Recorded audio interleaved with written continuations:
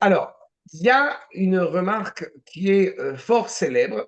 Quand nous rentrons dans la Megillat Esther, on a souvent entendu ce postulat qu'à chaque fois qu'on entend le mot Meler, le mot roi dans la Megillah, il s'agit d'Akadosh Baruch Hu.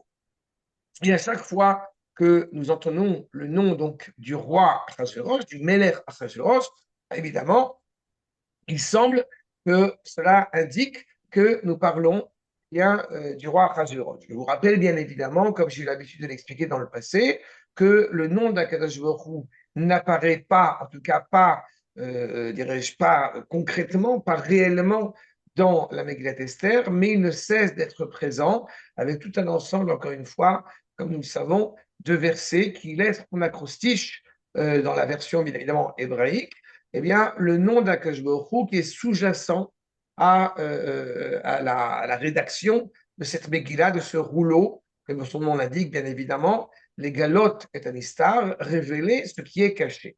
Et donc, nous allons commencer d'abord par rappeler, grâce à nos maîtres, eh bien, ce propos, grâce au Maharal de Prague et grâce au Rabbi Tzadok de Lublin, pour essayer un petit peu de saisir, de percevoir cette nuance. Et après, nous allons essayer eh bien, de voir dans ces endroits où apparaît le nom roi, le nom du Meller, qu'est-ce que cela indique, qu'est-ce que cela signifie, parce qu'il y a des endroits évidemment où ça paraît logique et ça paraît cohérent, mais il y a d'autres qui paraissent peut-être un peu plus, euh, un peu plus étranges, et c'est pour ça que ça nous demande une réflexion justement supplémentaire.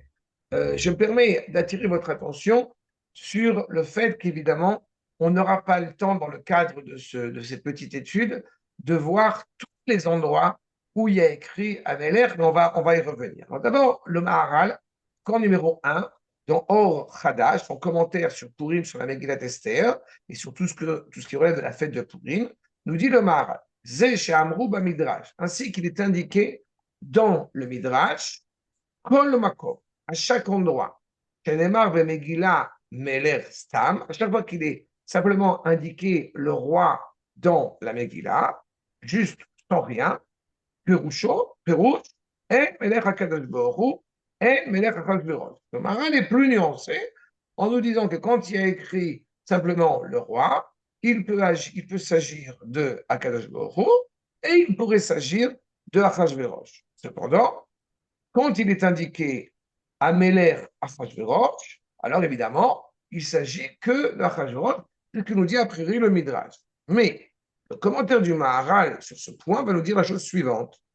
Megillah Azot, l'oniskara Ferouche. On sait que, eh bien, ce n'est pas indiqué clairement, dans le sens obvi du verset, le nom d'Akash Baruch, car, eh bien, en réalité, le sauvetage, la délivrance à Tzalatam Mimakom Elion Nistar, la délivrance du peuple juif est venue bien, d'une dimension élevée, cachée, être invisible justement à l'œil nu, et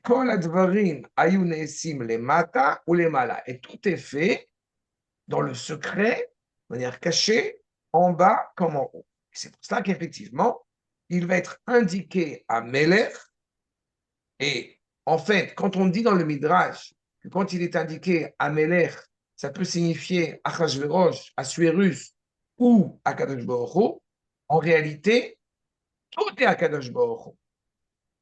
Qu'il soit le roi, juste écrit le roi, considère qu'il s'agisse d'Achashverosh, ou qu'il considère que ça s'agit d'Akadosh Baruch Hu. Parce qu'en réalité, comme il faut toujours l'avoir en tête, l'antithèse de la conception, dirais-je, occidentale ou chrétienne, qui laisse entendre qu'il y aurait une réalité rattachée à Dieu et une autre rattachée à l'homme, en réalité, le projet divin, même dans une dimension des plus coriaces, des plus délicates, des plus faibles, eh bien, Akash Baruch Hu n'abandonne jamais son peuple. C'est-à-dire que même de la manière où officiellement, clairement révélé, ou est capable, encore une fois, de, comme on l'a fait en traversant la mer, Zéli ou de reconnaître Akadosh Baruch Hu, ou même a priori en ne le reconnaissant pas directement comme a priori ce fut le cas dans l'exil, eh bien la manière dont Achashverosh va mener son royaume est directement aiguillée par le Créateur lui-même. Je vous relis ça dans les paroles du Maharal. Lefichach, Verpol Makom, Sheketiv Amelech. Donc à chaque fois qu'il est indiqué le roi, ou Amelech Achashverosh, Apoel Kemot Shenigdar Alav, Min Hashem Idbarach Shu Melech Olam. C'est-à-dire qu'en fait, même quand Achashverosh eh bien, va justement agir, diriger son royaume, cela est étroitement lié au décret fixé par Akadosh Baruch Hu. Pourquoi? Eh bien, elle est celle-ci, tout simplement parce qu'il y a un enseignement qui est fort connu, c'est-à-dire que le libre arbitre existe au niveau de l'individu, mais il n'existe pas au niveau de la destinée de la nation. Il y avait une question, pardon. Il y avait une remarque, une question? Ah, j'ai cru entendre quelqu'un. J'ai pas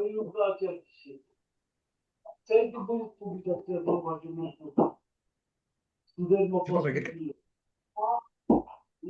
Est-ce qu'il y a quelqu'un qui me parle ou c'est pas à moi qu'on me parle directement? Je n'ai pas compris. Ah, ok. D'accord? Donc, c'est le premier postulat ici qui est, encore une fois, qui nous est indiqué. Mais, nous venons de comprendre, bien que je l'ai dit un petit peu à l'oral, mais j'aimerais comprendre pourquoi est-ce que justement cela est ainsi mené quand on est en dehors d'Israël, quand on est dans une période d'exil. Qu'est-ce qui va différencier réellement la manière d'Akadosh Baruch Hu, eh bien, de diriger, d'orienter, d'aiguiller son peuple quand on est en Israël par rapport au moment où nous sommes, qui était le cas a priori de Purim, eh bien, en exil. Et puis j'ajoute une question dès à présent qui m'interpelle, c'est que si effectivement la fête de Purim est une fête qui va être célébrée jusqu'à la fin des temps, tel que nous dit le Midrash Michelet, alors on peut se demander, est-ce une fête d'exil ou au contraire, il faut y voir eh bien, une dimension, j'ai envie de dire, qui dépasse même l'ordre de la délivrance et qui justifierait que cette fête soit éternelle. Ça, c'est en deuxième partie. Nous allons voir d'abord ce que nous enseigne Rabbi Tzadok de Lublin, accord numéro 2, ceux qui ont la feuille, dans Récit Laïla, et de nouveau, je prends le texte avec vous et encore une fois, on le traduit. Inyan Galut Shekhinah. Il faut bien saisir que quand le peuple juif est en dehors de chez lui, automatiquement, nous assistons à un exil, si je traduis littéralement, un exil de la présence d'Akadosh Baruch. C'est-à-dire, nous dit le Rabbi Tzadok, Shekhinah ou Midat Hashem Itbarach, Shu Shochen Betoch Levavot Israël. La Shekhinah, la présence, la résidence d'Akadosh Baruch, eh bien, réside au sein, dans le cœur de la nation hébraïque. Et donc, quand la nation hébraïque est en dehors de chez elle, eh bien, comme rappelle d'ailleurs le Maharal et d'autres de nos maîtres, à savoir qu'en réalité, ou Rabbi Shimon, c'est pas dans le traité de Gittin bien connu, sur le fait que, eh bien, quelque part, le peuple juif est en danger, de la même manière que la présence d'Akadosh Baruch Hu, d'une certaine manière, est elle aussi en danger. Elle est en danger puisque justement, elle est en exil de présence divine. Elle n'est pas à sa place. Ainsi, comme il est écrit, Shachanti Betor, c'est-à-dire que Akadosh Baruch Hu a, si je puis dire, pour aspiration, tel qu'il se révèle à nous, la volonté de résider au sein d'Israël, qui, comme vous le savez, aura des répercussions sur le monde entier. Mais la Midat Amalchut, quand nous parlons des différents attributs, des différentes expressions de la volonté d'Akadosh Baruch Hu, eh bien, à travers les attributs que vont révéler Abraham, Yitzhak, Yaakov, Moshe, Aaron, Yosef, David, eh bien, nous parlons de la Midat Amalchut, c'est-à-dire que la notion de royauté qui se révèle à travers le prisme d'Israël, qui est en fait l'expression de la royauté divine. Midat Amalchut, Keta'am ou Malchuto Bekol Mashala, l'expression de son royaume dans toute sa puissance, dans toute sa grandeur, Perouche, Bakol. En fait, quand il y a un lien étroit, révélé, authentique entre le Créateur et sa créature, son fils aîné, automatiquement, eh bien, le nom d'Akadosh Baruch Hu s'en veut renforcer, s'en veut révéler au grand jour. bien que Shabbat Zachor soit derrière nous, eh bien, on a toujours en tête, bien évidemment, que le trône divin ne peut pas être exprimé pleinement tant que on n'a pas supprimé Amalek. Qu'est-ce qu'il y a? Il n'y a pas là, justement, le Aleph qui monte à quitter pour être, encore une fois, le plein trône du Créateur. Pérouche, Bakol, Aïn. Gam Machu, Merchak Rav, Petor Tumata. Mais en fait, cela ne signifierait pas que Akash Baruch Hu aurait, que Dieu préserve, quitté Israël à partir du moment où, pendant 2000 ans d'exil, le peuple juif n'est pas à sa place, puisque on nous renforce en nous expliquant que même dans notre impureté, même dans notre exil, nous pouvons pleinement, encore une fois, être malgré tout rattachés à Akadosh Baruch Hu, puisque l'expression utilisée étant le fils aîné, sous-entendu, ce n'est pas un élève, ce n'est pas un disciple qui aurait éventuellement détourné son regard du maître, alors il ne serait plus le disciple. Non, ce n'est pas le cas. Ici, nous avons un rapport étroit, ce qui vous est indiqué en gras, extrait du traité de Yoma concernant Yom Kippourim, Afilu belev ameshuka. Même dans le cœur totalement enfoui, totalement fourvoyé, bechol minetaravot, dans toute forme de, encore une fois, de pulsion maladroite, d'impureté. Chez Manikra Belachonakatu, Touma, qui est l'expression d'impureté, puisque l'impureté, traditionnellement, c'est en fait la notion qui va à l'encontre même du sens de la vie. Pas la Tahara et la Touma. La Tahara, alors toujours dans le sens de la vie, être animée par un élan vital, et l'impureté va aller dans le sens inverse. Donc, c'est une nuisance, c'est une souillure, mais une souillure qui n'est évidemment pas une souillure physique dans ce sens. Mais Rolmakor, Halakashem, Amo, dans tous les cas, il y a un lien étroit. Am Israël était forgé par le Créateur et rattaché indubitablement au Créateur, son peuple. Et Afalpi, Shechata Israël, même si Israël a fauté, ou Shosho Davuk, ou Hachem Ibarach. Sa racine même, malgré la faute, est rattachée au Créateur. Shavui Betor Ma'av, ou Merkel Evavo, a Neela. Je me permettrai de dire que le sang qui coule dans les veines du juif est du sang bleu. D'accord?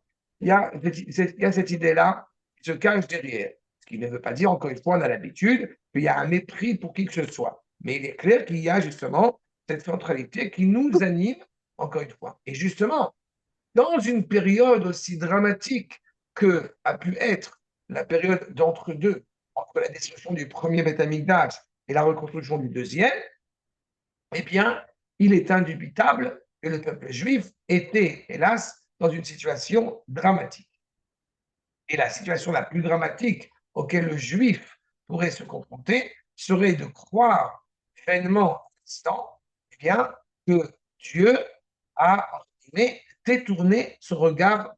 Pourquoi Hachem, tu m'as abandonné, Lama Hachem, Azaftani, comme dira Esther. C'est la situation la plus dramatique auquel le peuple juif peut être confronté, peut arriver, qui évidemment est inconcevable en tant que tel. Achat. C'est oui, car chez China Betartoni, l'essence même de la présence d'Akash en bas, Akash est intéressé, encore une fois, tous ces anthropomorphismes, va toujours être compris comme étant l'expression de ta volonté, pas comme étant réellement intéressé, n'est-ce pas? Eh bien, qu'il soit inscrit dans le cœur d'Israël. Aval Bagalout, quand nous sommes malheureusement en exil, eh bien, lève Melech Beyad Hashem. À la différence de notre présence en Israël où nous nous assumons pleinement, dit le Rav justement, que quand nous sommes en exil, le cœur du roi est entre les mains d'Akadosh Baruch Hu. La destinée, justement, de telle ou telle entité politique ne prend plus son sens que parce que Israël l'oriente et l'aiguille. Il n'y a pas de liberté de point de vue humain à ce moment-là concernant la destinée d'Israël quand on est à l'extérieur. Juste Akash Baruch Hu dirige, gouverne. ולא נאמר שהשם יתברך שוכן בתוך ליבה. Il n'est pas dit dans ce cas-là que Akadosh Baruch Hu réside parmi eux. La nid de l'onera zeshéou betor halev klal, de gamma galout en shkinato yitbarach et la betor halev ben Israël. En fait, qu'on soit en exil ou qu'on soit dans une période face, la présence d'Akadosh Baruch Hu, a priori, eh bien, réside toujours dans le cœur de la nation hébraïque. Seulement, quand nous sommes en exil, la présence d'Israël au milieu de l'exil oriente, d'une certaine manière, la parole d'Akadosh Baruch Hu pour pouvoir orienter la royauté pour le bien de la destinée d'Israël, en tout cas pour réveiller la destinée d'Israël.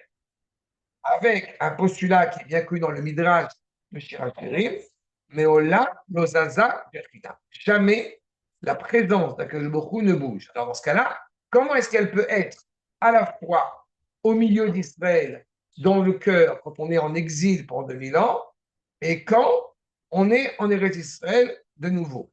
Réponse, comme je l'ai indiqué au début, la présence d'Akadosh Baruch Hu en dehors d'Eretz Israël est en danger. Il incombe que cette présence d'Akadosh Baruch Hu au sein d'Israël retrouve place, sa place de prédiction, sa place de choix, pour avoir une réelle influence eh bien, positive et cohérente à l'égard du monde.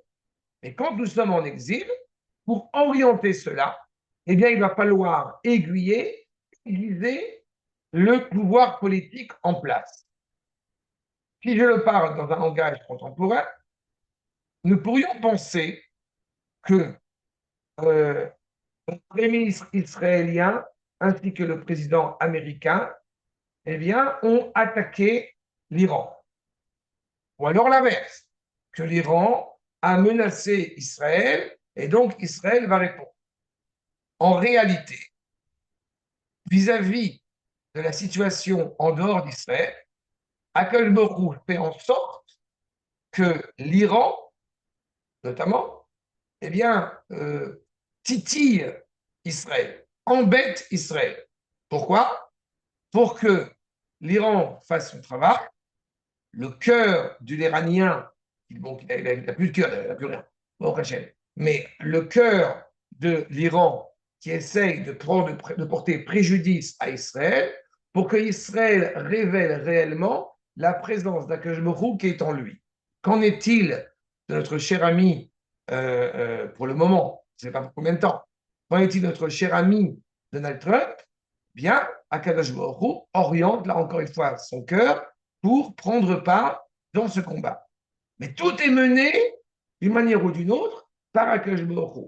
Est-ce que cela nous amènerait à être profondément ingrats à l'égard des forces en puissance? Certainement pas.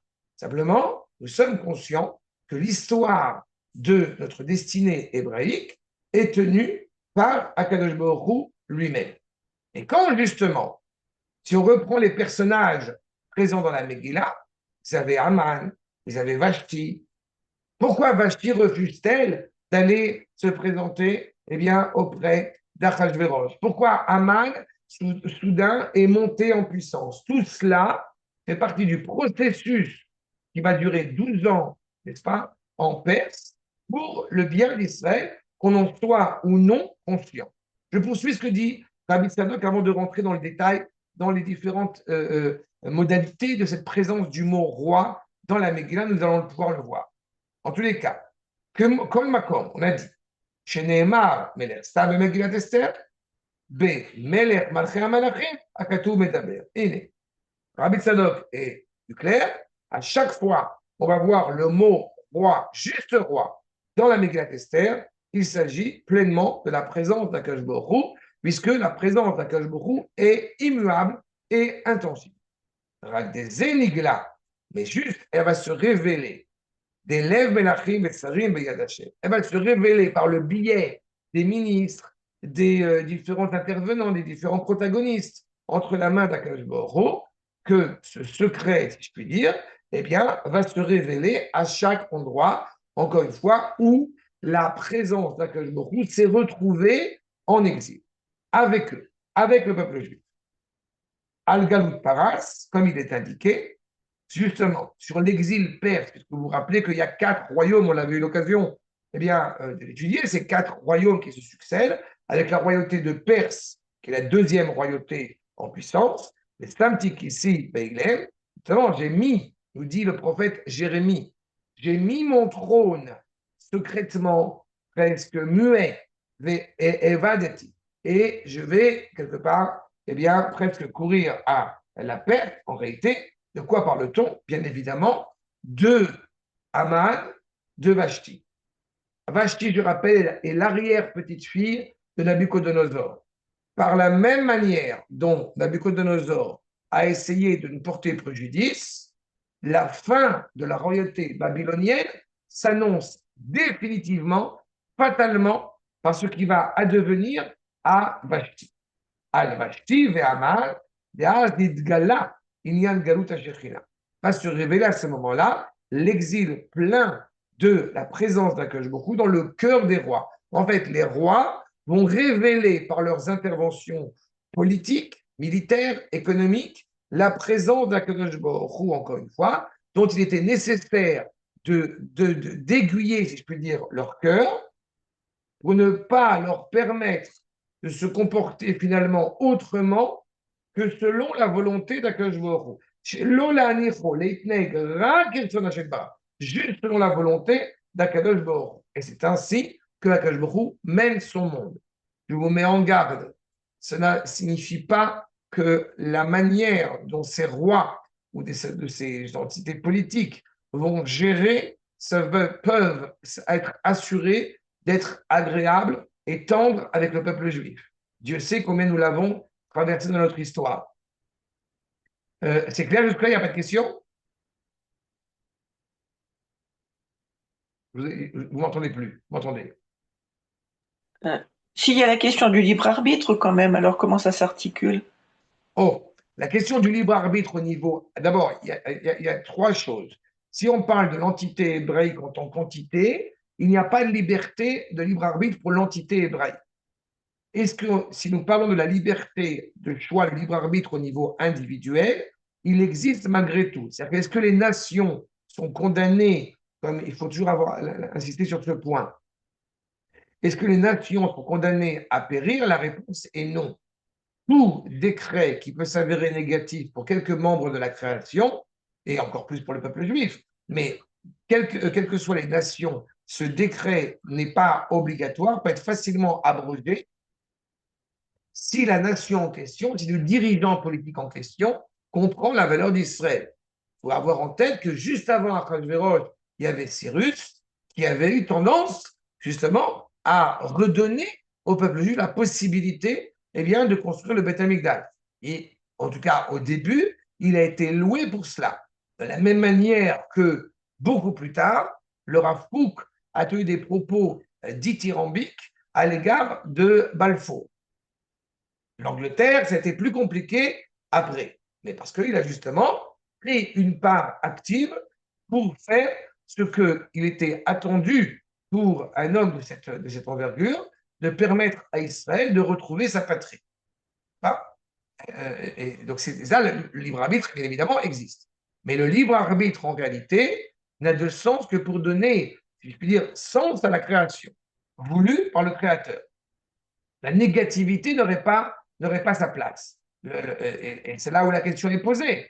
C'est-à-dire que, comme va dire Mordechai à Esther, justement, qui sait si ce n'est pas pour ça que tu es arrivé à la royauté et que tu ne te méprends pas, même si tu hésites, même si tu ne fais pas ce qui est attendu de toi maintenant, la délivrance du peuple juif viendra d'ailleurs.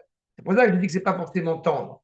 Que l'on appelle traditionnellement en hébreu mimakom acher dans la Megillah. Mimakom acher, ça veut dire, c'est ce que nous disent nos maîtres, surtout les Mekoubalim, Sitra Achra. C'est-à-dire que si tu ne te préoccupes pas de pouvoir faire avancer la délivrance du peuple juif, elle viendra on va dire, du côté obscur de la force, pour citer la guerre des étoiles.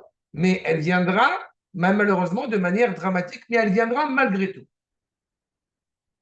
C'est là où, justement, il n'y a pas de libre arbitre en ce qui concerne la destinée du peuple juif. C'est inévitable. Pourquoi dramatique, Rav? Pas dramatique, parce que si Esther ne se préoccupe pas de faire venir la délivrance du peuple juif, ça sera Auschwitz. Ok. Et c'est toute la problématique. C'est pour ça que je dis que c'est dramatique. Mais même Tisha B'Av, même le 9 Av, qui est évidemment le jour le plus dramatique de notre année, il n'est que le point de départ pour quelque chose justement de positif qui va en sortir. Mais on ne peut pas se réjouir de drames qu'on a traversés. C'est là toute la difficulté. Mais encore une fois, la présence d'Akadosh Baruch Hu est inévitable. Et c'est ainsi que nous voyons, nous dit le Rabbi Tzadok, la manière dont Akadosh Baruch Hu va diriger clairement son monde et les cœurs d'Israël, et justement, des El Menicham Enatek Venu Klal. Ce qui est très énervant pour un juif, toi, en Israël comme en dehors, c'est que tu as envie de déserter, tu as envie de laisser tomber, mais moi, Dieu, je ne te permets pas de te laisser tomber. Je ne t'abandonne pas. Et c'est ça, je peux dire, qui est vraiment énervant, entre guillemets, parce que ça serait tellement plus serein, peut-être, en tout cas, c'est de manière assez illusoire, mais c'est peut-être, ça semblerait tellement plus serein pour un juif de dire j'abandonne mon identité pour être tranquille. Et ça ne marche pas. Pourquoi? Parce que Akadosh Baruch Hu ne permet pas cela. D'accord? Comme Shikatu ou Bechema Shpucha est C'est pour ça que tu réponds à ta question, Stan, pour le drame. Bechema Shpucha emloch alechem. Ou vous comprenez, ou vous ne comprenez pas. Si vous comprenez, très bien. Si vous ne comprenez pas, je vais vous mettre une tréfa dans la figure. Tréfa, pour les non-arabisants, ça veut dire une grosse claque dans votre figure. Et alors, vous allez comprendre. Je vais vous diriger avec force, avec colère.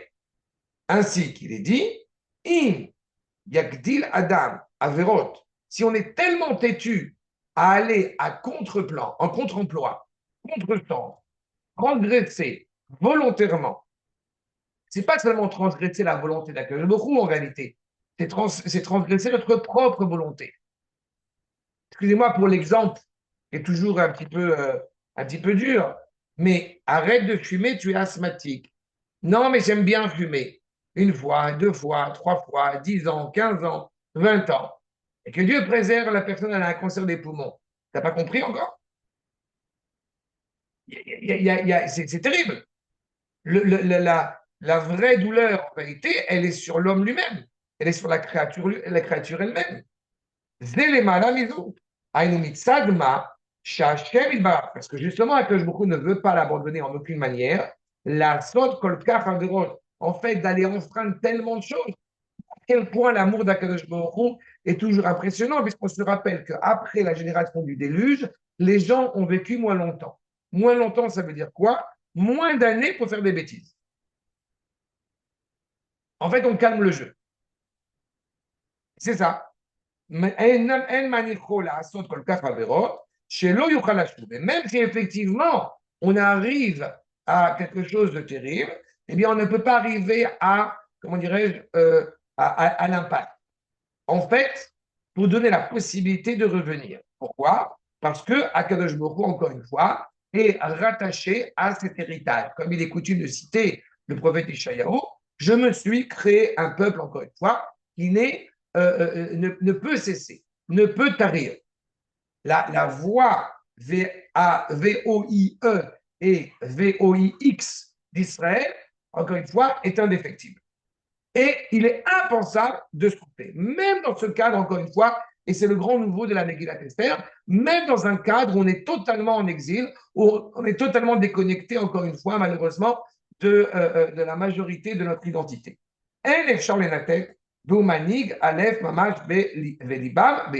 Leur cœur est entre les mains d'Akadosh Baruch Hu. Et quand on dit leur cœur, c'est-à-dire que même la manière dont le politique va générer son pouvoir, en réalité, n'a qu'un seul but, pousser Israël à revenir à lui-même. Vechar, Bagalut, aime les Vavot, et justement en exil, le cœur des nations, le cœur des rois non juifs, Beyado Mamad, est vraiment entre les mains, je veux dire, d'Akadosh Baruch Hu. Chez Loïna Klal Kirsono. En fait, le roi ne pourrait pas agir selon sa propre volonté Euh, mais ce que je vais vous dire encore plus terrible, c'est qu'on a en mémoire Néron qui ne voulait pas détruire Jérusalem. Il a lancé des flèches, nous dit le Midrash, à l'inverse de Jérusalem. Et les flèches sont arrivées malgré tout à Jérusalem. Il ne voulait pas y prendre parti. Quand Akadosh Baruch Hu a décidé que le miracle, entre guillemets, eh bien, serait du côté d'Israël, il l'a décidé. Quand il a décidé qu'il serait du côté des nations même ennemies, il sera des côtés des nations. Mais toujours comme un moyen et non comme une finalité. La volonté d'Hachem, comme tout père de famille, n'est pas une volonté de cruauté pour être cruel. Une volonté, eh bien, de pousser, si je puis dire, Israël à retrouver la voie de l'authenticité. Et c'est ça qui est évidemment très difficile malgré tout, et c'est pour ça que je parle de drame et jamais de tragédie. En tous les cas, Achashverosh, donc Oyel Israël, c'est là où effectivement Achashverosh, a priori, il est ennemi d'Israël pire que Haman. Pourquoi? Parce que Haman, vous savez ce qu'il veut. Achashverosh, vous n'êtes jamais sûr. Achashverosh, il se trouve que quand il est en état d'ébriété, il tue sa femme. Qu'est-ce qu'il importe de protéger ou non Israël? Son propre intérêt. Et c'est ça qui le rend très instable, et c'est ça qui le rend, encore une fois, pas forcément à la hauteur d'une entité politique telle qu'on l'aspirait. Enfin, je ne vise personne, mais je pense que tout le monde a compris. Et si vous n'avez pas compris, je parle de Trump. D'accord? Mais il est évident que il y a quelque part un intérêt. Alors, il n'était pas forcément un ennemi. En plus, il y a une juive dans son foyer. Donc, c'est ce qui fait aussi qu'il y a une influence. Mais on n'est pas en train, soudain, de tenir eh bien, des prières ou des paroles dithyrambiques à l'égard d'un dirigeant politique, aussi sympathique est-il l'air. Parce qu'il faut être conscient, encore une fois, que s'il se comporte de manière sympathique, c'est que c'est un envoyé d'Akadosh Baruch Hu qui a agi, a mené le chemin comme tel. Nous dit le Rav en citant une allégorie qui se trouve dans la Gemara, les balles à tel l'achritz, celui qui possède la colline et le trou dans la colline, Mirpol Makom, Bal Koro, chez l'Obetovato est-il. En fait, c'est même contre son gré, c'est pas du tout dépendant de sa propre volonté, qu'il va faire du bien à l'égard de ce puits, si je puis dire, qui va y être présent. Les Galva Palestère, ou bas Malach. Même quand a priori il aurait pu être en colère à l'égard d'Esther, eh bien, il y a un ange tutélaire qui va lui porter secours et qui va faire que Esther ne va pas être condamnée, alors que je vous rappelle, ça fait 30 jours qu'elle n'avait pas été appelée et que le Midrash raconte que le sceptre s'est étendu au profit de Esther. Mais encore une fois, tout un ensemble de processus dans le sens de l'histoire qui fait que c'est bien tombé, que le timing est bien tombé. Mais il faut être très prudent par rapport à cela. Donc, c'est un psycho, mais bon, là, il est en train de faire le job avec Iran, alors faisons comme si on n'a rien vu. J'aime beaucoup Guéni. Voilà. Mais tout à fait. C'est exactement ça.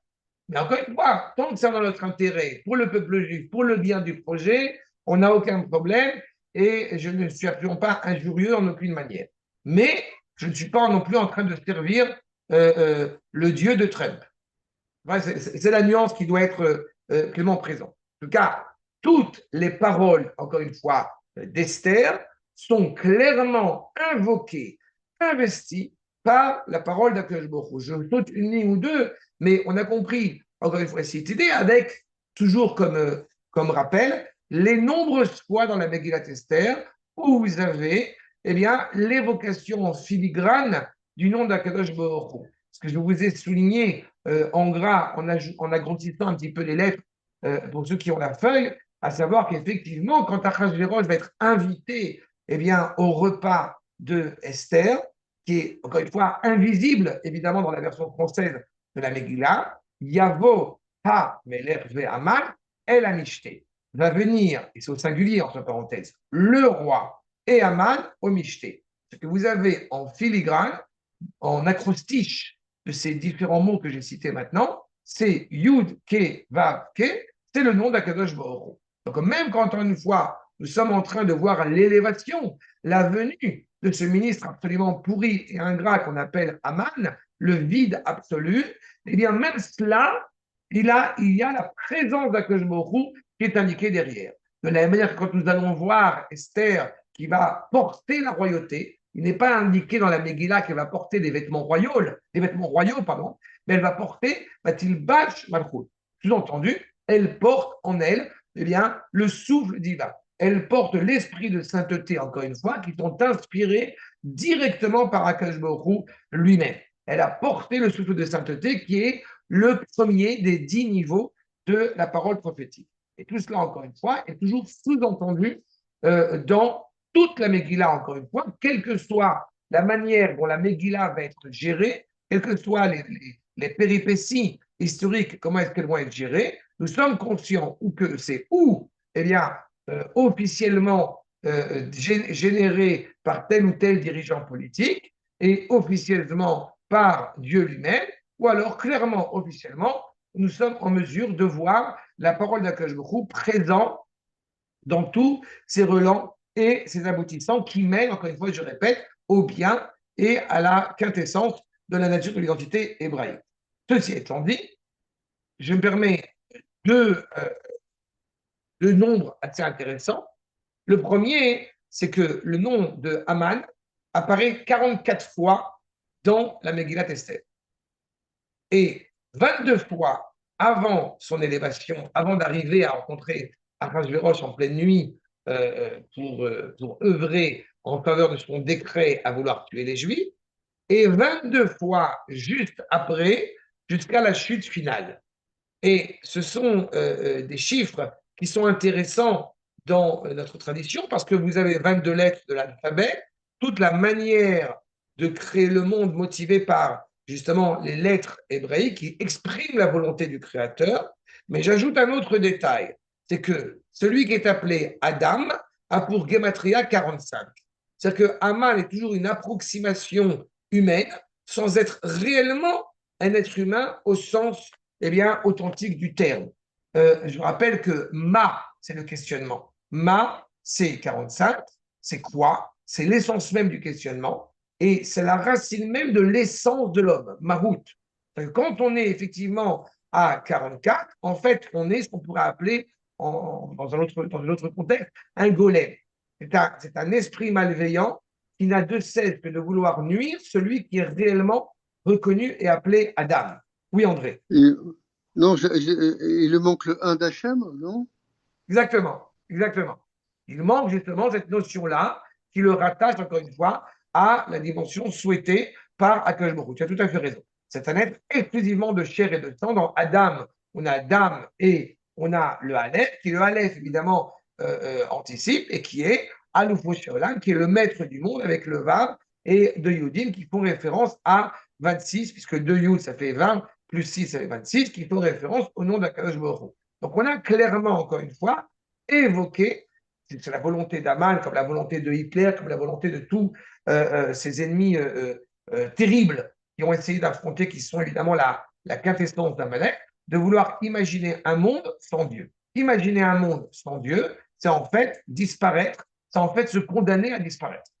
Enfin, c'est exactement cette problématique-là. Et puis, d'autre part, vous avez 166 fois le mot Meler dans toutes ces formalités. Ça veut dire Meler, Hameler, Meler, sans Achashverosh. Nous avons cette évocation 166 fois. Et vous comprendrez que je ne peux pas aborder avec vous les 166 fois dans le cadre de notre étude, mais j'essaie de me contenter sur les 10 fois où apparaît le nom de Meler, ce que nous allons essayer de voir ensemble. Alors, on va d'abord voir le premier verset que je vous soumets. De nouveau, est-ce que c'est clair même sur la feuille, quand je vous explique tout, je vous traduis, je peux vous envoyer la feuille, mais je me suis dit que c'était tout en hébreu, donc c'était peut-être un peu compliqué. Merci. D'accord. Oui, mais Nathalie, elle a la feuille. Morissette, ça va? Vous arrivez à suivre sur la feuille? C'est bon? Alors, je prends la Megillat Esther. Be'aroto, et Osher Kevod Malchuto, quand, eh bien, le roi n'a de cesse de vouloir montrer sa richesse. Le sens obvious, encore une fois, a priori, pourrait être, comme j'ai l'habitude de l'expliquer, ben, un roto qui veut montrer c'est lui-même. Sauf que nous disons le trésor que vole Malchuto honorifique de son royaume. Et pourquoi on n'a pas indiqué Malchut Achashverosh? C'est juste Malchuto. Yamim Rabim, on rappelle que le fameux Mishté qui va durer, le fameux repas qui va durer presque 6 mois, 180 jours, ou Bemloat Yamim Aele, et à la fin, une fois que ces jours ont été remplis, eh bien, Asa Hameler, vous voyez le roi a fait pour tout le peuple, les Migdol, du plus grand au plus petit, du plus instruit au moins, du plus riche au plus pauvre, Mishté, Shivat Yamim, et fait un repas de 7 jours, Bechatzer, Ginat, Bitan, Ameler, dans la cour, dans le jardin, dans la maison, dans le salon du roi. Puisque nous prenons comme présupposé que partout où il est indiqué Ha, Meler, il s'agit d'Akadosh Baruch Hu, donc évidemment, il faut qu'on essaie de comprendre quel est le rapport dans le sens de ce verset à Akadosh Baruch Hu. Petit détail que je n'ai pas cité et qui me paraît essentiel, je dois, comment dirais-je, une reconnaissance à l'égard d'un maître qui est décédé, qui s'appelle le Rav Moshe Tsuriel, qui a fait tout un travail justement et dont je puis puiser les ressources et les enseignements pour pouvoir vous prodiguer ce cours. Le fait est, c'est que donc quand on voit cela effectivement, ce michté, en fait, de quel michté s'agit-il? De quel repas s'agit-il? En fait, il ne s'agit pas du repas au sens ésotérique du terme qui est fait en Perse à ce moment-là, mais un repas qui est fait à l'avenir pour chaque membre du peuple juif tel qu'il est. Justement, je vais y revenir. Merci beaucoup, Maurice. 6 mois de festivité, je vais y revenir. Mais chaque juif, encore une fois, le repas festif auquel il aspire dans le futur. Comme il est indiqué dans la source numéro 4, dans les enseignements de Rabbi Akiva, à Kol Metukan la Seouda. Tout est organisé pour le fameux repas. En fait, de quel repas nous parlons? Pas du repas de Achashverosh, mais du repas du roi des rois, du repas d'Akadosh Baruch que nous allons, eh bien, dont David va faire le kidouche dans le futur. Et je réponds dès à présent à la question de Maurice. Pourquoi 6 mois? D'abord, le chiffre 6 est rattaché à toute la complétion, toutes les facettes de la réalité. Nous avons toujours en tête que quand eh bien, le peuple juif est arrivé à 600 000 personnes, 60 myriades, eh bien, il sort d'Égypte. Quand nous parlons de 6, il y a cette notion, encore une fois, de complet. Les 4 points cardinaux, plus en haut et en bas, il fait un ensemble eh bien, global, ce qu'on appelle aussi le cube. C'est cette notion-là, encore une fois, qui est évoquée. Donc, il y a une sorte de ce repas, encore une fois, complet et authentique, mais j'ajouterais qu'il n'est pas écrit 6 mois dans le verset, il est écrit 180 jours.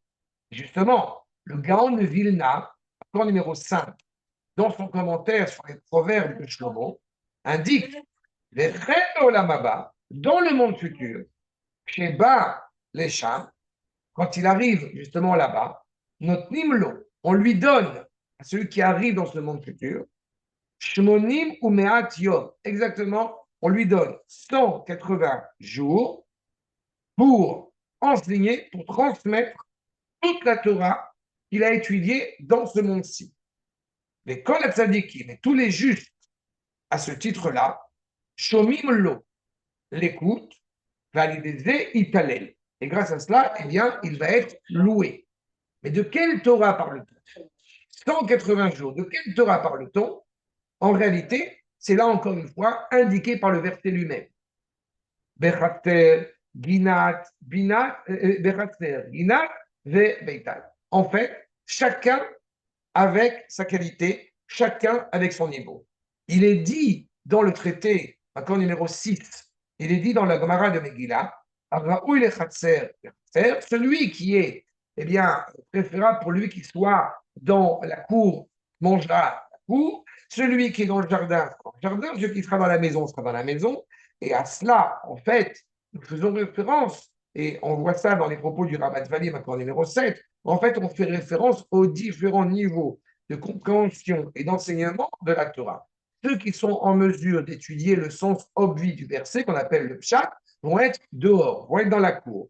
Ceux qui sont capables bien, de puiser un peu plus en profondeur sur ce que la Torah veut nous enseigner, vont être déjà dans le jardin fleuri. Et ceux qui, effectivement, bien, sont capables d'aller puiser dans le secret, dans ce qui est caché dans la parole d'Hachem au sein de la Torah, vont être en fait dans la maison Bitan à ses côtés. Nous dit le Ramat Valim, accord numéro 7, ils vont prendre chacun leur partie de cette abondance, chacun en fonction de son niveau, et en fait, chacun va suivre le cheminement qui, encore une fois, lui est clairement donné pour être en pleine proximité, en pleine intimité, encore une fois, avec le roi. Je permettrai d'ajouter ce que nous livre ici le Rambam, accord numéro 8, dans la même compréhension, dans le Guide des Égarés, avec justement cette insistance sur Dargat Akhamim Vem Shonim. La reconnaissance clairement des gens qui sont érudits en Torah nécessite aussi de reconnaître la qualité de sagesse de l'un comme de l'autre. On a souvent évoqué cela ensemble, on a souvent des difficultés à accepter le fait que l'élève puisse dépasser le maître. En réalité, c'est une bénédiction on ne peut plus grande quand l'élève est élève, le fils est plus grand que le maître. Au contraire. Et en jamais, il y a cette notion de vouloir être le numéro 1, puisque le numéro 1, c'est Akadosh Baruch Hu. Par contre, et Moshe Rabbeinu. Mais en revanche, nous nous efforçons, chacun dans sa qualité propre, à vouloir, encore une fois, accepter sa qualité et son niveau propre. Ainsi, poursuit le Rambam, celui qui a œuvré son esprit à essayer de toucher la perfection divine, Venata, Akulo et Hachem, et s'est donné totalement, à incliner totalement vers Akadosh Baruch Hu, va s'élever profondément pour y être rapproché. N'est-ce pas? Plus qu'encore une fois, plus qu'autrui. Comme j'ai l'habitude de l'expliquer souvent à mes compatriotes israéliens qui sont justement hébraïsants et pas du tout parlent français, je me permets à chaque fois de leur rappeler qu'il y a 30 ans de cela, je ne parlais pas un mot d'hébreu et donc il faut travailler. Mais on ne peut pas accéder à cette Torah sans travailler, sans y œuvrer ardemment. C'est très difficile, mais il n'empêche que c'est une nécessité fondamentale et essentielle. Maintenant, chez Kol, on recherche Anim Kedel mode, mais et encore une fois, on va se rattacher à ces maîtres pour pouvoir étudier, nous-mêmes enseigner, poursuivre encore une fois cette quête de pouvoir parfaire le projet divin. Je répète, chacun à son niveau, dans la cour, dans le jardin, dans la maison. Et tout cela, bien évidemment, c'est, nous dit le Rambam, Elunim Shelou et Moshav Amelech. En fait, c'est déjà indiqué que tout cela est dit allégoriquement parlant dans la manière dont on va résider dans le palais du roi. Vaïchem Hachem, étant conscient encore une fois que celui qui est au centre, c'est bien évidemment le roi, et on se renforce, et on renforce notre esprit, les filles, en fait, on est tellement élevé, arrivé à cette telle mention d'élévation, on est constamment avec le roi et qu'on a mis de côté toute grossièreté, si je puis dire, physique, encore une fois, qui nuirait à cette pleine reconnaissance. Suivant, on est imbibé de Torah, on est enivré, même j'ai envie de dire, de Torah, notre aspiration profonde et sincère. Un autre verset, comme vous l'avez, maintenant numéro 9, où il est indiqué, Yain Malchut, Rav Kayadameler, le vin royal qui coule à flot dans la main du roi. Vous aurez bien évidemment compris de quoi s'agit-il. On parle de Yain, faire rentrer le secret, faire rentrer le vin et en sorte ce qu'il y a de plus profond. Nous dit le verset dans les Teilim, maintenant numéro 10, Arrev Picha ve'amleu. Ouvre ta bouche et je vais m'occuper de la remplir. De la remplir de quoi? Eh bien, du vin. Du vin de la Torah. La Torah, je vous rappelle, est métaphoriquement parlant appelée de l'eau, c'est le pshat, le sens obvi du verset. Le lait, c'est le drap, c'est déjà l'image qui va sortir. Et le vin, qui est le sol, qui est le secret. c'est en fait rechercher la proximité la plus absolue avec Akadosh Baruch Hu à travers, encore une fois, eh bien, ce vin, à travers justement cette version justifiée, parce que le yaïn, c'est la justice, est profondément rattaché à cette parole d'Akadosh Baruch Hu. Et donc, encore une fois, être, pour le coup, totalement libéré de toutes les impulsions, peut-être grossières et physiques et immédiates, qui nous éloigneraient de cette parole d'Akadosh Baruch Hu. Ainsi, Douni, Rashi, accord numéro 11, Lishol Kol Ta'avat. En fait, il y a une demande où c'est pas seulement se libérer de la pulsion première, mais au contraire que toute notre pulsion n'est qu'une seule envie, de s'abreuver de la parole d'Akadosh Baruch. C'est l'aspiration pleinement, encore une fois, future. Il y a une rave, Kriyad Ameler, complet, total, infini, une sorte de réalité, encore une fois, où justement, nous ne cesserions de boire parce que nous sommes profondément rattachés, je me permettrai d'ajouter un mot, amoureusement à la parole du Créateur. C'est ce que ça laisse indiquer dans la source numéro 12, de nouveau, concernant, là encore une fois, le fait que le vin ne soit pas imposé. Ashtia, Kedat, Enones. Cela montre bien que justement, nous sommes profondément rattachés au roi par notre libre arbitre total qui n'a de cesse de vouloir se rapprocher, encore une fois, de notre bien-aimé, qu'on retrouve évidemment dans Shirachiré. Et pour cela, évidemment, nous voyons dans la source numéro 13 cette joie intense, encore une fois, qui nous anime dans ce repas de 180. Nous pouvoir être, je répète, enivrés de Torah. Et pour cela, cela exige de nous de nous y préparer. Quand et évidemment, l'idéal, dès notre plus tendre enfance. Nous dit le verset dans Kohelet, Sameach Bachour Beyaldecha, réjouis-toi dans ton enfance, Veda qui kolele yaviocha Elohim amishpat. C'est grâce à cela que tu vas pouvoir atteindre l'authentique justice divine au moment, encore une fois, et il y a une allégorie utilisée que j'ai vue dans nos maîtres que je vous rapporte, que je n'ai pas noté, mais que je vous rapporte. C'est-à-dire que vous avez une sorte d'épicerie, justement. Et dans cette épicerie, eh bien, on va commander de la viande, différents victuailles, différents mets, tout cela encore une fois, pour profiter, pour pleinement le boire. Et au moment de sortir, et on lui demande les comptes. On lui demande la note pour pouvoir justement pleinement bien lui rendre ce qui est nécessaire de rendre. Enfin, c'est exactement cela. Tout est donné, tout est offert, pour reprendre le repas qu'on a évoqué de Rabbi Akiva, tout est clairement donné, encore une fois, en garantie. Prends tout cela, mais à la fin, l'épicier demandera des comptes. Demandera en réalité, qu'as-tu fait de ta vie?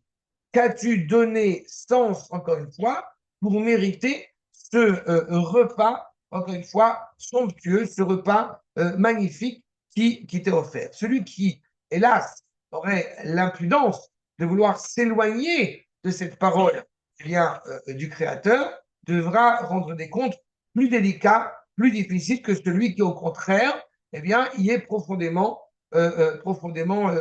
loué, profondément attaché, profondément attiré. Mais j'ajoute que le summum, la quintessence de ce repas, justement, ce que vous avez en source numéro 14, c'est le 7e jour. Beyom Hashevi'i Ketov Lev Amelech Beyaïn. Justement, le 7e jour. Tellement agréable au cœur du roi dans ce vin.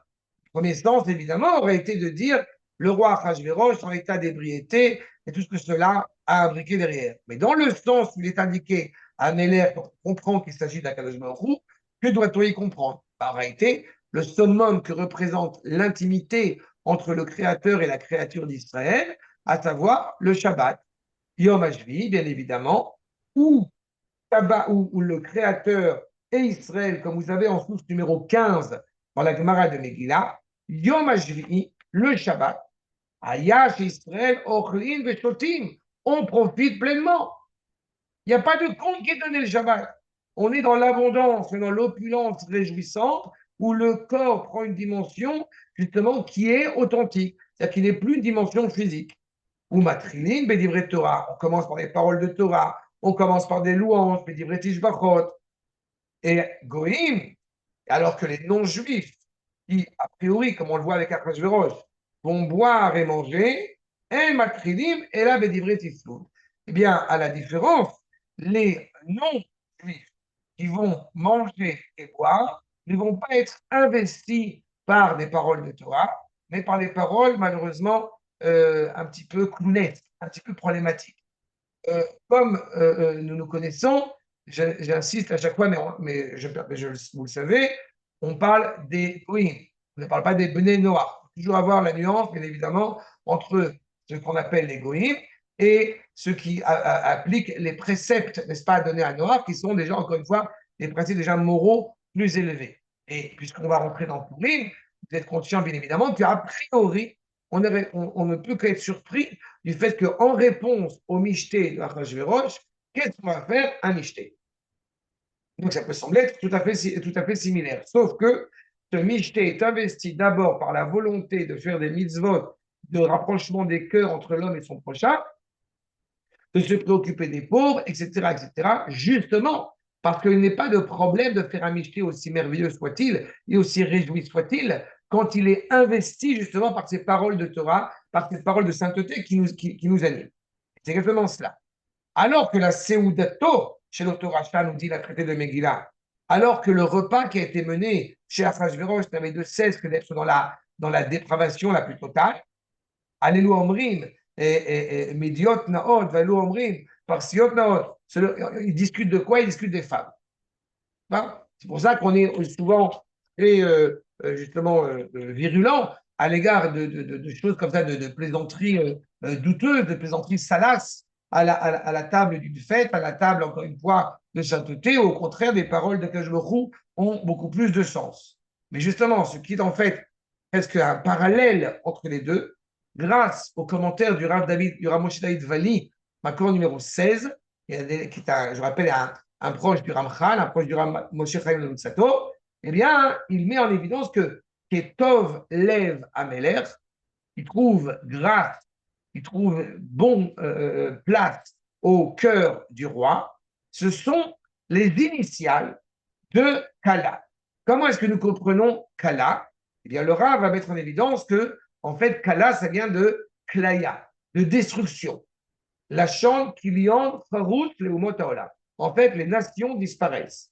Mais ce qui est intéressant, c'est qu'on peut le comprendre de deux manières. Ou effectivement, Kala au sens de Klaya, ou alors au sens de Kala, au sens de fiancée.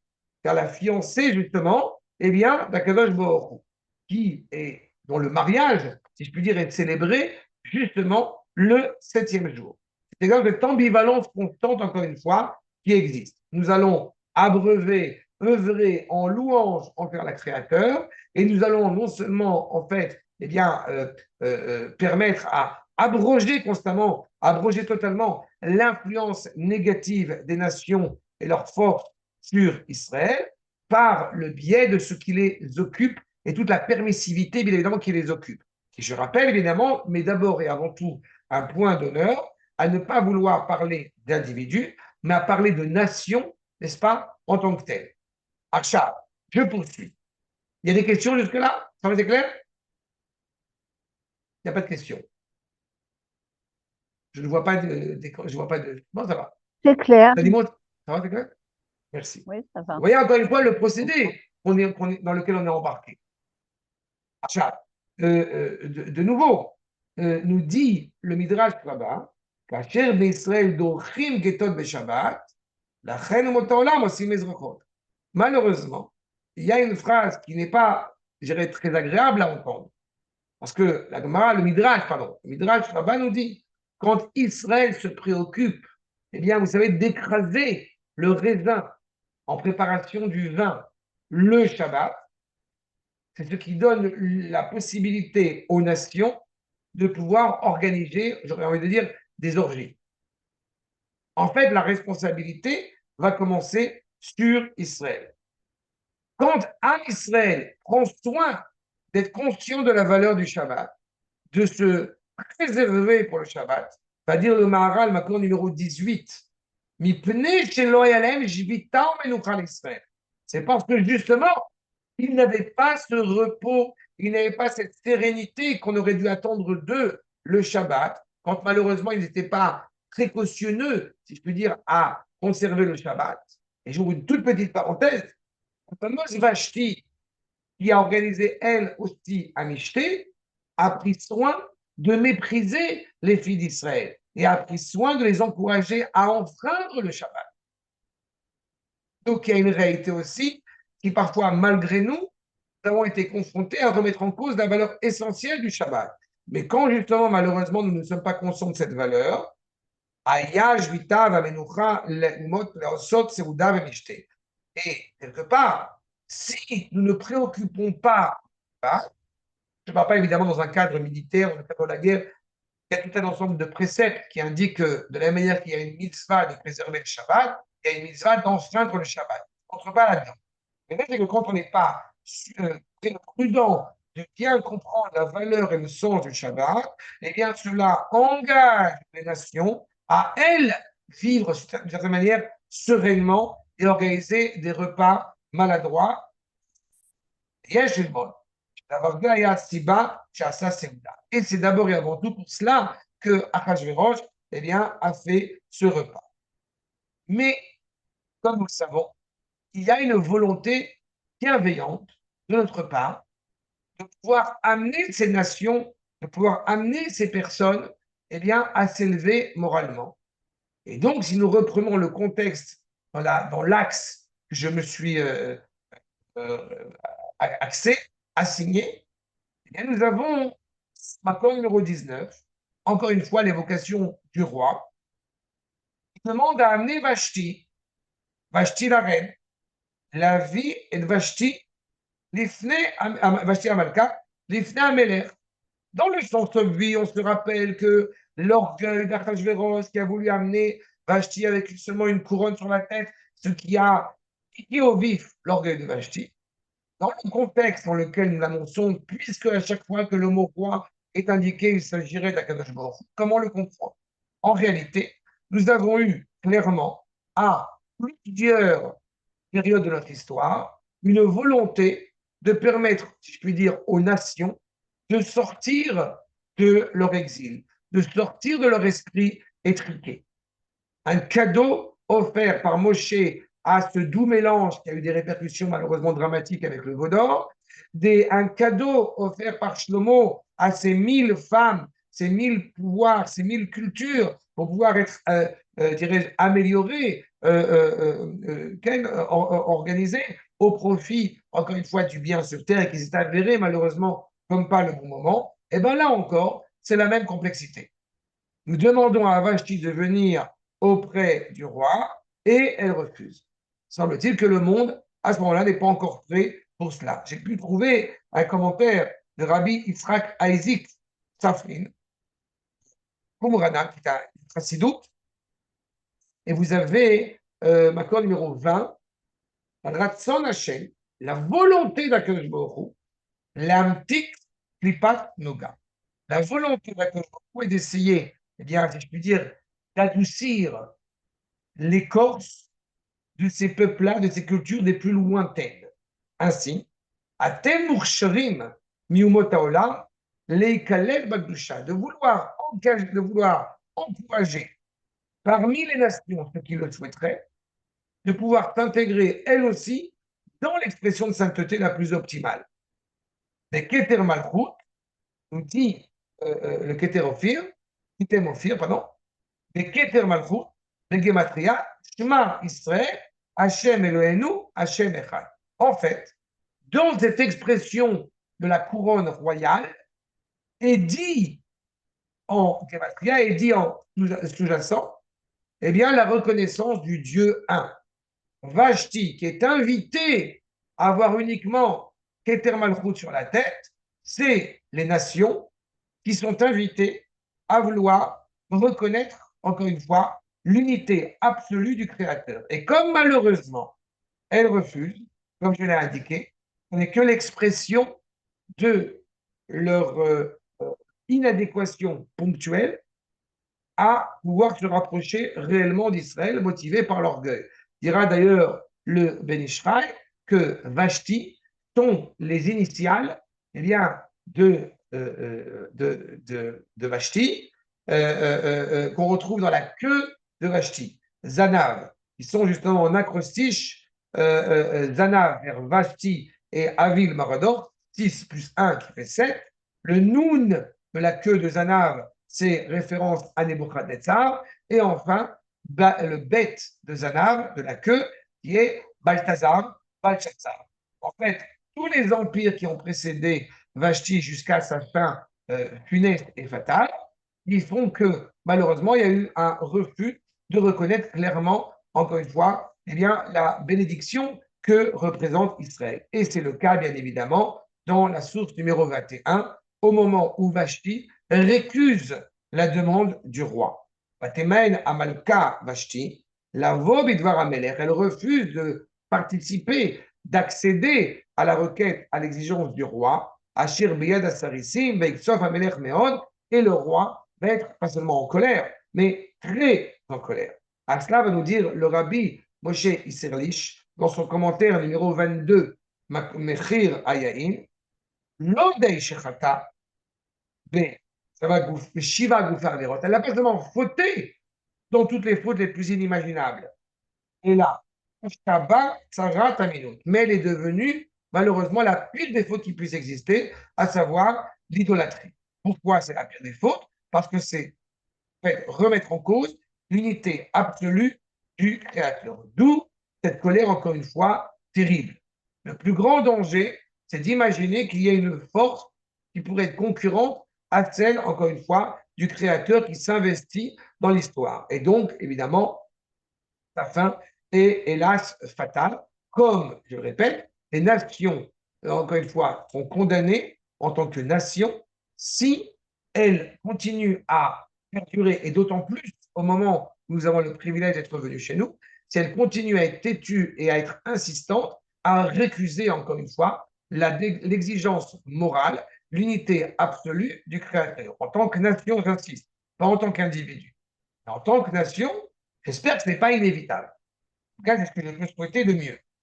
Et enfin, je terminerai avec cette 10e évocation du roi, avec ma corde numéro 23.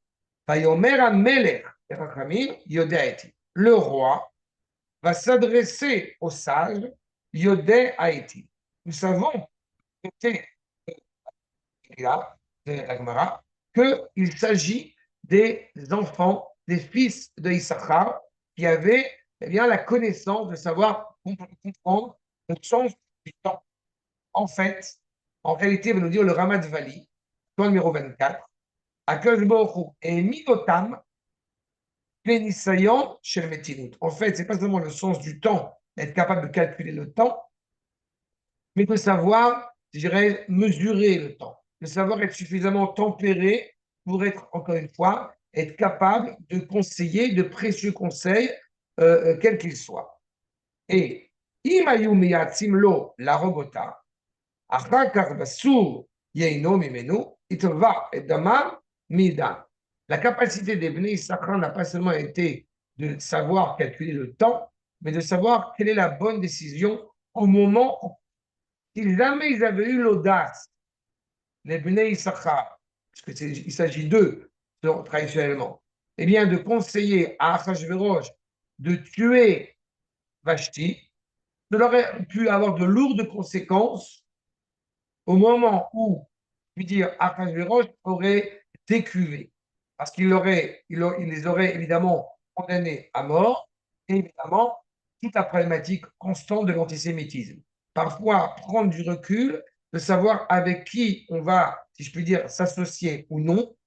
Donc, il était préférable à ce moment-là qu'ils savent se taire. Vous savez qu'à l'indépendance de l'État d'Israël, eh bien, il y avait une décision délicate, à savoir qui, dirais va nous soutenir. Est-ce la Russie, on est au début de la guerre froide, est-ce la Russie ou l'Amérique?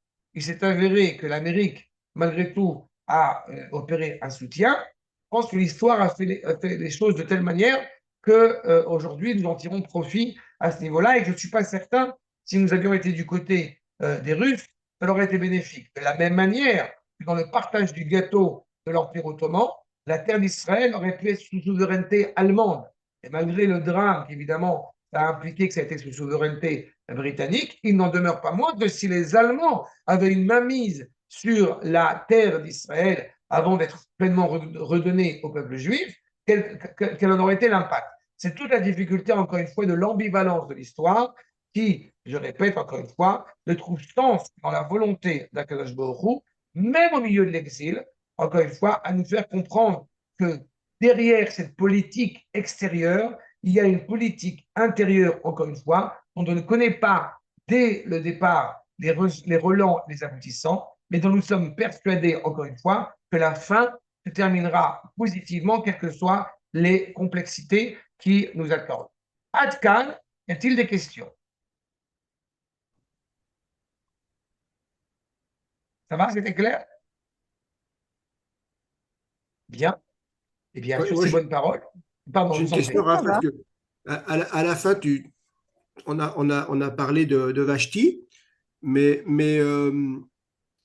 alors que le cours, quand même, c'est sur la présence du roi. Quel est le lien entre Vashti et le roi, là, pour le coup? Parce que Vashti, bon, pour le coup, elle est assujettie à son mari de roi, qui en fait n'a de roi parce qu'il est marié avec elle, parce que c'est elle qui amène D'accord. la malchute, il me semble.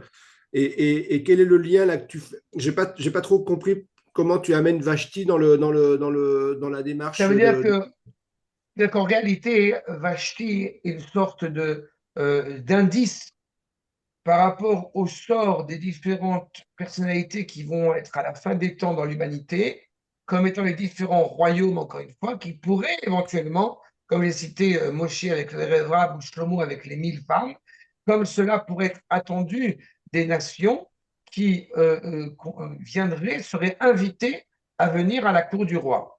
C'est en ce niveau-là où j'ai évoqué le nom de Vashti. C'est-à-dire qu'en réalité, ce n'est pas Vashti seulement d'origine babylonienne, même si c'est la tendance cette ascendance royale, je crois que c'est plus que ça. Je crois que c'est la force première qui est énoncée par le rêve de Daniel, à savoir le Koach Nafshi, la dimension, encore une fois, de vouloir atteindre une authentique dignité. Ce n'est pas Vashti exclusivement en tant que Vashti, en tant que personne, c'est Vashti en tant qu'expression d'une force dignement humaine et reconnue comme. Ouais, Steve a Ok. récusé cela pour ça que j'ai pris, c'est pour ça qu'elle est citée, mais c'est parce que dans le verset, tu vois que c'est pas Achashverosh qui lui a demandé de venir, mais le roi qui lui a demandé de venir. Et comme le roi, c'est Akadosh Baruch Hu, donc on essaie de comprendre quel est l'objet, quelle est la nature, quelle est la modalité de cette demande. Euh, vous avez dit qu'il y avait 166 fois le nom Améler ou Meller Ouais, sous une ouais, forme ouais. différente. Bon, comme toujours, est-ce qu'il y a une signification par rapport à ce 166? Vous avez expliqué Euh, 44. Bon, on a compris qu'il y avait 44. C'était pas l'homme n'était pas fini. Enfin, d'accord, bon, d'accord. C'est une très bonne question.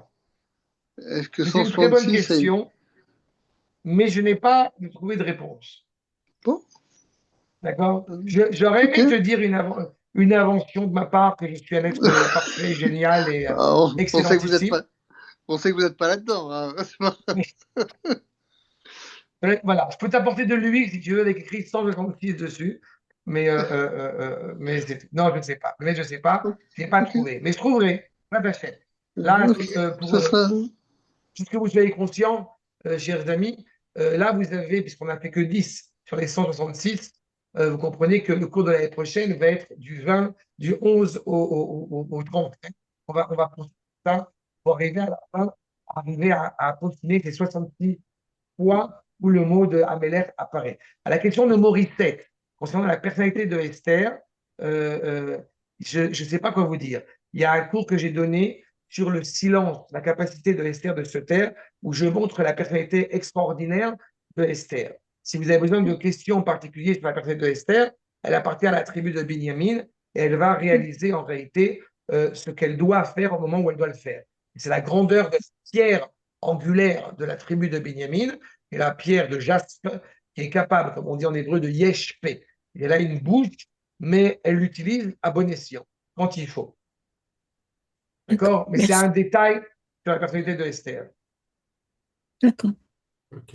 D'accord? Mais je vous enverrai, sur mon site, il y a le cours sur Esther que j'ai donné, donc avec plaisir, vous pouvez le Oui, parcourir là-bas.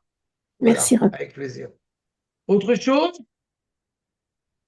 L'année prochaine à Téhéran? Non, est-ce c'est-à-dire comment elle Non. s'est conduite, parce qu'il y a une question qui a été posée, et une remarque que je fais souvent, elle s'est conduite, vous savez que Vaïli annonce un drame, le début de la Megillah est toujours à propos dramatique, et de quel drame s'agit-il alors que le peuple juif a été sauvé, que grâce à eux ça a été pourri, mais pas à Auschwitz, et la réponse que nous ont toujours donné nos maîtres, à savoir qu'on a laissé Esther sur place. Et c'est ça le drame. Ça veut dire que malheureusement, elle s'est conduite de manière admirable. Elle a peut-être perdu ce monde, mais elle a gagné le monde futur sans aucune remise en question. Mm. Vous avez un espion à notre génération qui s'appelle Eli Cohen, qui avait même épousé une femme en Syrie pour le bien d'Israël, qui était un homme pieux, un homme proche de la Torah, et que malheureusement, il a été pendu par Hamas el-Assad et que son corps n'est pas revenu. Bref, en tout cas, le fait est, c'est qu'évidemment, nous avons à travers notre histoire connu comme ça des personnages extraordinaires et qui sont de nobles personnes. Et je ne me suis pas interrogé s'ils avaient une kippa ou s'ils n'avaient pas une kippa. Mais Esther, elle a Pourquoi? été. Pardon.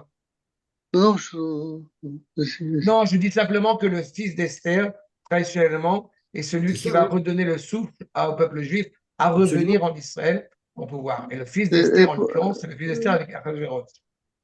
ah, voilà, d'accord, ok. Et D'accord. Esther, Achashverosh, ouais, et Mordechai, à ce moment-là, Mais non? Mordechai, malheureusement, Mordechai, Pourquoi vous parlez d'Esther pour le retour alors que Mordechai aussi a sacrifié une partie de sa vie? Enfin, je veux dire, oui, Mordechai, il est descendu dès le départ, mais c'est tous les sujets que j'ai fait sur Mordechai. Encore une fois, je ne veux pas me répéter, parce que j'ai fait les cours sur Mordechai, l'homme politique et la Torah. Il y a tout, sur le être juif. Il y a tout un cours sur être juif de Mordechai que j'ai donné. C'est pour éviter de vous répéter des choses. Après, vous allez vous ennuyer de m'entendre dire toujours les mêmes choses.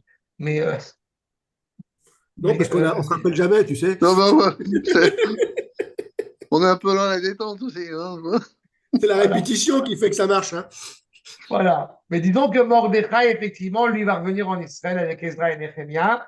Et malheureusement, ça n'a pas pu être fait par Esther, qui était encore une fois la régente, puisque c'est en Oui, fait elle qui a oui, dirigé le royaume pendant un c'est moment. sacrifié, oui. Exactement, exactement. Ok. D'accord? Donc, Rabotai, je vous souhaite Purim Sameach. Bon, Oui, les Saméas, merci, Bonne bonne soirée. Voilà. Merci. Merci, Rav. Et tu lis comment cette année, Rav? On va lire Bezrat Hashem avec son aide. C'est où dans le Miklat ou pas dans le Miklat. On va boire dans le Miklat. Je ne sais pas encore ce qu'on va faire. Mais on va Ok. beaucoup rigoler. On va À mon rigoler. avis, oui. Je pense. Allez, Bon, bonne Bonne prenez semaine. soin soirée. de vous. Bonne fête. Bonne Bonne fête. soirée. Les Saméas.